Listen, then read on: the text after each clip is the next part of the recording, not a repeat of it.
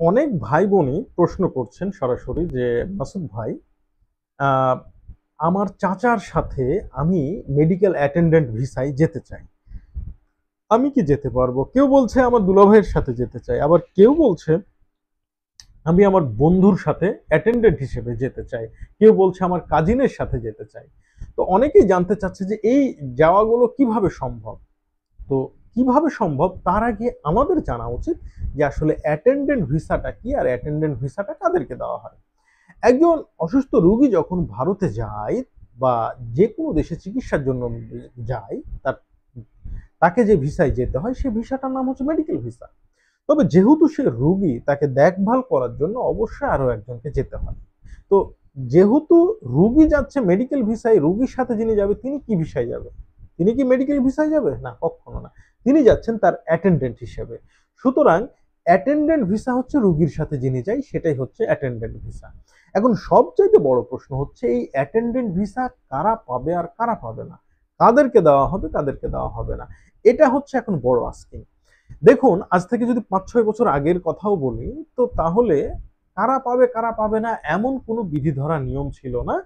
যে কেউই, আপনি বাংলাদেশি নাগরিক, আরেকজন বাংলাদেশি নাগরিক অসুস্থ, আপনি তার অ্যাটেন্ডেন্ট হিসেবে যাবেন, আপনার পাসপোর্ট থাকলেই হলো, আপনি ভিসা পেয়ে যেতেন। তবে দিন যত গেছে সেটা আরো মানে সিস্টেমটা ডেভেলপ বলবো কিনা আমি জানি না, যাই হোক, সিস্টেমের পরিবর্তন হয়েছে, যার ফলে আপনি এই মুহূর্তে ডিরেক্ট ব্লাড কানেক্টেড ছাড়া সাধারণত যেতে পারবেন না কারো অ্যাটেন্ডেন্ট হিসেবে। ডিরেক্ট ব্লাড কানেক্টেড তাহলে কারা?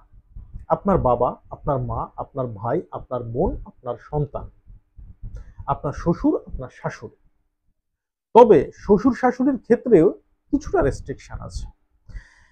ডিরেক্ট ব্লাড কানেক্টেড হলে এটা প্রমাণের জন্য তেমন কিছু লাগে না। মনে করেন আপনি আপনার ভাইকে নিয়ে যাবেন, আপনার আইডি কার্ড আর আপনার ভাইয়ের আইডি কার্ডটা দেখলেই কিন্তু হাই কমিশন বুঝে যাবে আপনারা ভাই, কারণ বাবা মার নামের একটা মিল আছে।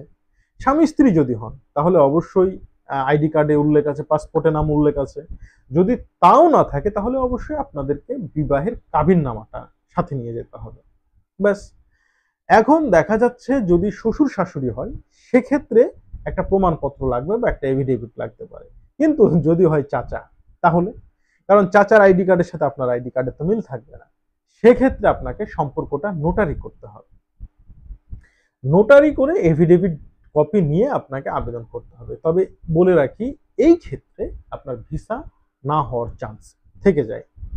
চাচা, খালা, মামা, ফুপু, দুলাভাই, শালা ইত্যাদির ক্ষেত্রে কিছুটা রেস্ট্রিকশন ছিল, আছে, থাকবে, আর এই মুহূর্তে রেস্ট্রিকশনের পরিমাণটা বেশি।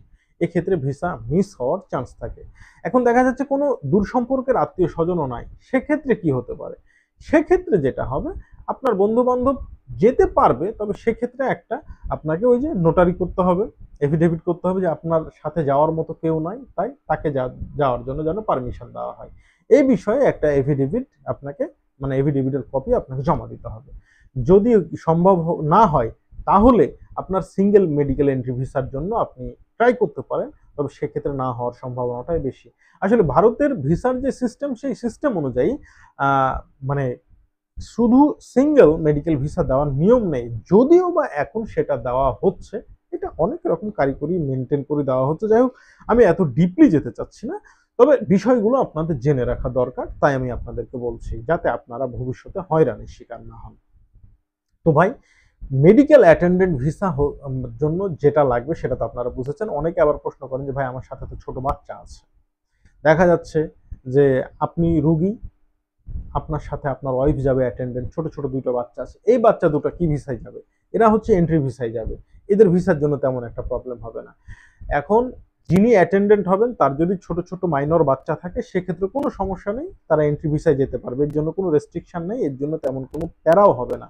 তবে প্যারা হবে আপনার ক্ষেত্রে, যে অ্যাটেন্ডেন্ট হিসেবে যাচ্ছে তার সম্পর্কটা কি, এবং বাস্তবতার নিরিখেই সবকিছু বিবেচিত হবে। সকলকে ধন্যবাদ। আসসালামু আলাইকুম ওয়া রাহমাতুল্লাহ।